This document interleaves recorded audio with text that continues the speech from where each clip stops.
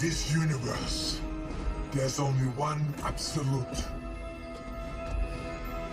Everything freezes. Hey guys, in this video I want to share my favorite farm build for the Barbarian class. This is going to be the build that I like to use for open world farming as well as any daily activities, and it also works great in the new modes such as the Castle of Ereban and also the Abyssal Verge. This build utilizes the new Barbarian essences which give us chill and freeze, as well as the new set bonus which is the Prayer for Endwinter set. But don't worry if you haven't farmed up the new essences yet, I'm going to be going through some variations of this build as well as some different skills and essences which you can use. So first of all, I just want to give a huge shout out to Craine-Plays, another content creator who actually has a very similar build featured on his channel, and I used this build as a base and just made a very few minimal changes to it just to suit my playstyle. But I really urge you guys to check out his channel. He's really one of the best and most thorough content creators for the Barbarian class, so I'm going to leave a link to his channel in the description. He lives and breathes everything related to Barb, and I've learned so much watching his videos, so if you get a chance, do check out his channel and drop him a sub. So with that said, let's get started with the video. So for the skills on this build, I'm using the Wrath of the Berserker, I'm using Sprint, I'm using Cleave, and finally Hammer of the Ancients. For the primary attack, I'm using Frenzy, but it doesn't really matter what you use here. We're not really going to be focusing too much on primary attack, as this kind of slows us down while we're moving, so it's mainly related to these four skills here.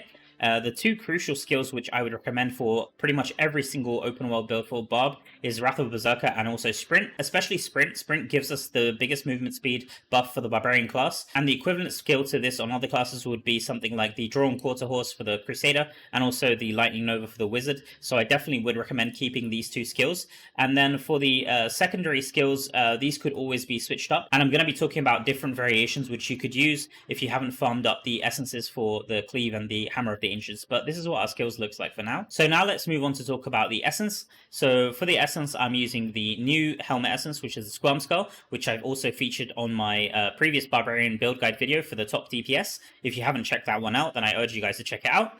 But basically what this does is while Sprint is active, it gives you an attack speed buff, almost 30%, and it also increases your projectile speed, which is going to become very relevant because we're using Hammer of the Ancients and also Cleave, which will both have increased speed because of this helmet. So next, let's talk about the Pants Essence, which is a Snowdrifter. So this basically gives Sprint a chill effect. So it says Sprint is now Split Sprint, which increases movement speed and continuously chills nearby enemies. So as you can see here, if I press Sprint, I've now got this chill effect, and this will move around with me. And as I move through monsters, chill effect is going to be applied to them. It's kind of hard to see on the dummy here, but basically, yeah, every mob that you pass through is going to get chilled, which is going to become increasingly important as we talk about the set bonuses and also the different essences that we're using here.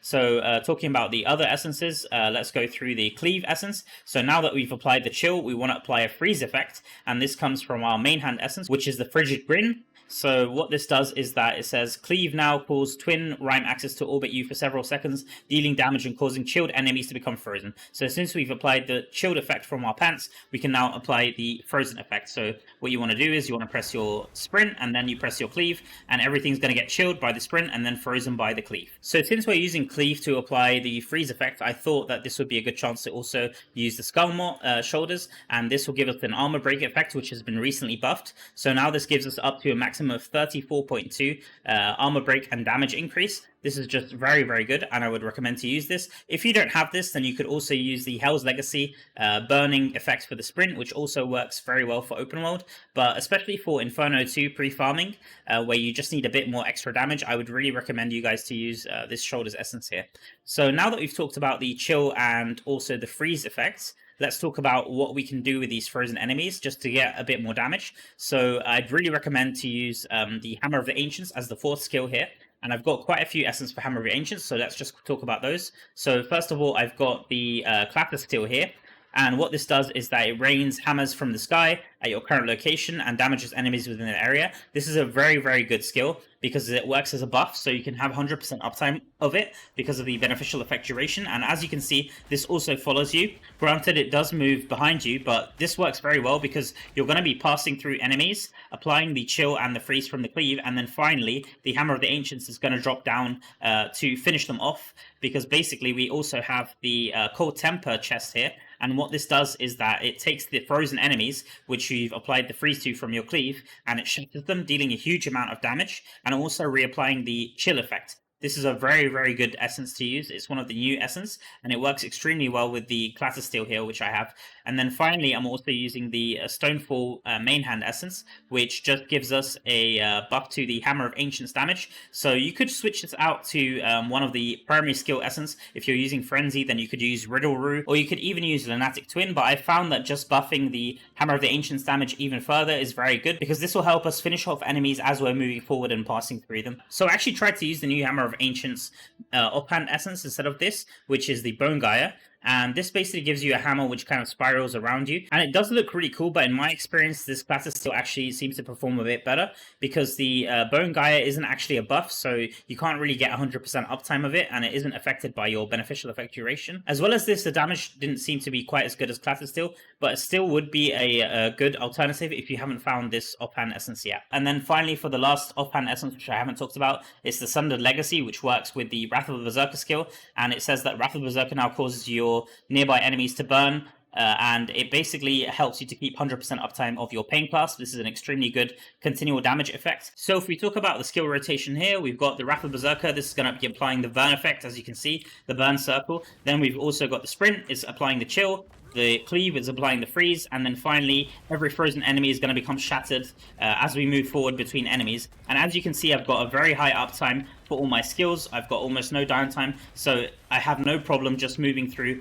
all the enemies here and just killing everything. So now that we've talked about the essence, let's move on to talk about the sets, which is going to support our essence. I'm actually using the new set, which is the Prayer for Endwinter set, and I've actually been using the 6-piece bonus, which has kind of impressed me, because usually I don't like to use 6-piece bonuses because of their short duration, but I found that this actually works incredibly well, and I'd urge you guys to test it. So it basically gives you a 30% increased damage to frozen enemies, and we're always going to be freezing enemies with our Cleave, so this works very well as a 2-piece bonus. And then the 4-piece bonus gives us a 30% chance to apply an additional freeze, which works separate to the freeze from the Cleave, so this indirectly gives us extra damage. And then finally, for the Mountain's Breath, the 6-piece bonus, this gives us Mountain's Breath for 12 seconds, which gives us increased damage to chilled enemies and frozen enemies, and it triggers once every 40 seconds, but then you've got a 12-second uptime. So it works out to being up about half the time, which is still very good, and I haven't really found other sets which work better than this. So once again, I'd recommend you guys to try it out. For the last 2-piece bonus, I actually decided to use the Banquet of Ice set.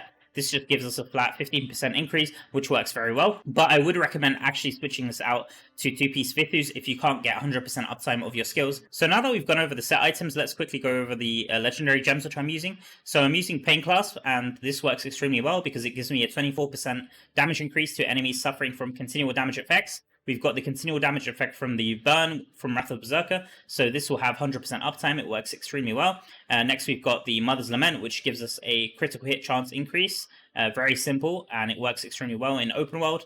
Next, we've got the Bloodsoaked Jade, which doesn't really need any introduction. Probably one of the best gems in the game. Incredibly useful, not only because of the damage increase, but also because of the 10% movement speed. Next, I'm using an Echoing Shade, but it's actually a Void Spark in the auxiliary. Void Spark is just one of the best gems for open world, in my opinion, and it works extremely well because it can hit up to 8 enemies. And then next, I'm using Howler's Call, which is actually Seeping Bile from the auxiliary. This just gives us another continual damage effect. And then I'm using the Bottled Hope, so this is one of the best gems also in the game. It gives you an increased movement speed and also damage buff when you use a buff skill.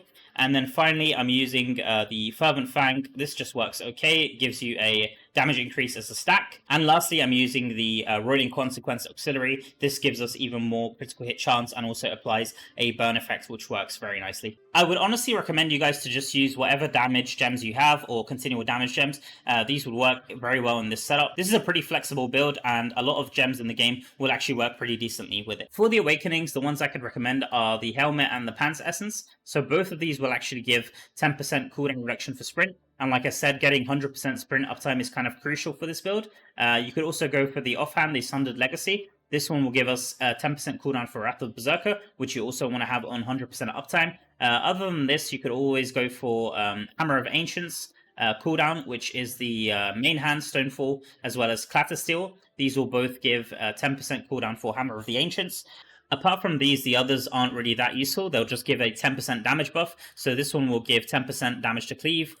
This one also gives 10% damage to cleave. And then finally, the chest also gives a 10% damage to Hammer of the Ancients. So you don't really need to go for the chest, the shoulders, or the main hand Frigid Grin here. The rest will all give you cooldown, so you could always switch them out if you don't need the increased cooldown. I'd always recommend to just test things out for your character by pressing the skills and checking your uptime. You could always use my uptime calculator, which factors in your beneficial effect as well as your cooldown, just to see if you also have 100% uptime. I'm going to have a link to that in the description below as well. For the Paragon tree, just like my other farm build setups, I like to use the Treasure Hunter, which is the one up here inside the Vanquisher tree. This will give you an increased globe drop rate, which works very nicely. So you can pick up those globes, which give you increased attack speed as well as damage, and also the globe which resets your cooldowns, which works very nicely, because you'll also find that you'll be able to press cleave twice, which will give you a very nice damage increase. As well as this, it also gives you the increased gold drop rate, which is always nice. Other than this, you could always use the Brawler setup, which gives you increased size. So if you take the Rugged node here, as well as the Combat Expertise node, you'll end up getting 8% increased size, which equates to more movement speed. So it's always good to have a bit more movement speed, but none of these other nodes give you that many bonuses. It would just be these two nodes here, but it still works relatively well inside the open world if you don't need the extra gold. So one thing which I want to talk about before moving on to show the gameplay, which I think a lot of people miss, is just to talk about our movement speed buffs and how we're going to reach the movement speed cap, which is 70%. Let's just quickly go through some of the movement speed buffs we have. So here we have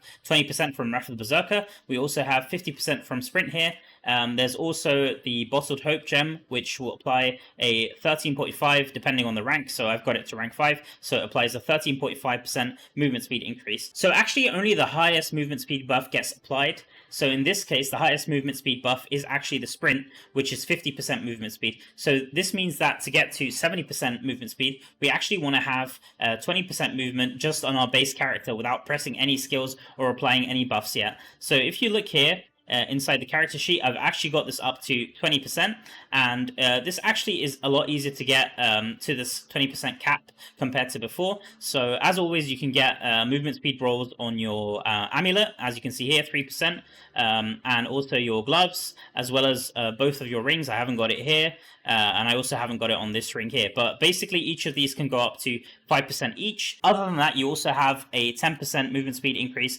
from the Blood-Soaked Jade, so you can see here the 10% movement speed increase. And then finally, the newly added rune system actually gave us these blue runes here, which are the ECE runes, and these can be socketed into your main hand weapons, so you can actually apply 2 of these to your setup, which will give you a 6% movement speed increase. So getting to this 20% movement speed for your base character has never been easier, and I'd urge you guys to get 20% movement speed here, because as you can see, if I just press my sprint here, I'm actually going to get directly to the movement speed cap, which is 70%. So just to prove my point about only the highest movement speed buff being applied, I'll press Wrath of Berserker. So this should take us from 20% to 40%, which you can see here. And then I'll press my sprint, and this should take us only to the 70% movement speed increase. As you can see, it's not going to take us over. So I'm going to show some gameplay now. The build is actually very simple to play. Just spam your skills every time they're off cooldown. So one thing to note while playing any kind of barbarian build, I found that sometimes the movement speed buff does bug out sometimes, and the way to fix it is that you have to press the primary attack.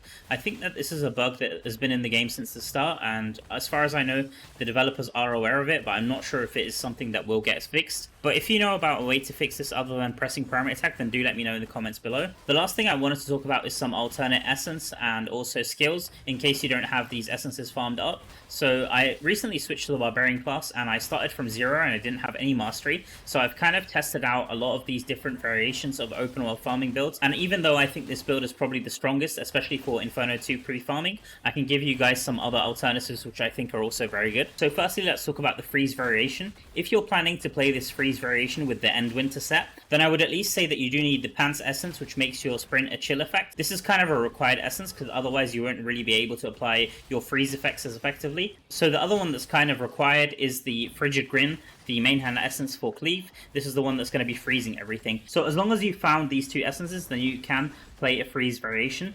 The rest of the essences could be replaced with something else. Obviously, the cold temper chest is a nice to have because it does shatter the frozen enemies, but it isn't super required and you could switch this out to something else. So assuming that you have the pants essence for sprint and the main hand essence for cleave, let's start with some alternatives. So for the helmet essence, if you haven't farmed up the Squirm Skull, you could always go for the Outlast helmet, which gives your projectiles Firestorm. That one should also work decently well. Other than that, the Spirit Breaker helmet would also be decent. That one gives tornadoes on your sprint.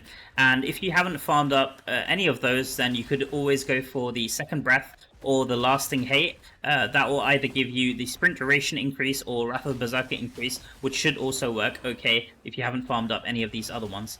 For the chest slot, I would probably recommend you to go for anything which gives Hammer of the Ancients buffs if you haven't farmed up the Cold Temper chest. For the shoulders slot, like I said, the Hell's Legacy, which gives your sprint a burning effect, would work very well.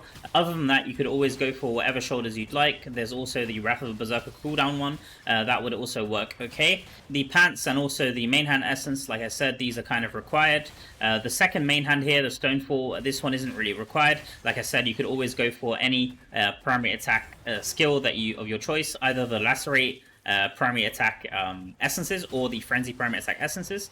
For the offhand essence, you do definitely need one for Hammer of the Ancients, so you either need this Clatter Steel one or the Bone Gaia. If you haven't got one of those two essence, then I would actually recommend you to drop the Hammer of Ancients skill entirely and go for a completely new skill, and I'll give you guys some other alternatives. And for the last offhand, if you haven't farmed the Sundered Legacy, then you could always go for any of the other Wrath of the Berserker essence. Maybe something like Roar of the Persuasion, that would probably give you some extra survivability, or even something like Bird Breaker, or the one which gives you increased damage on bleeding targets. That one would kind of be okay.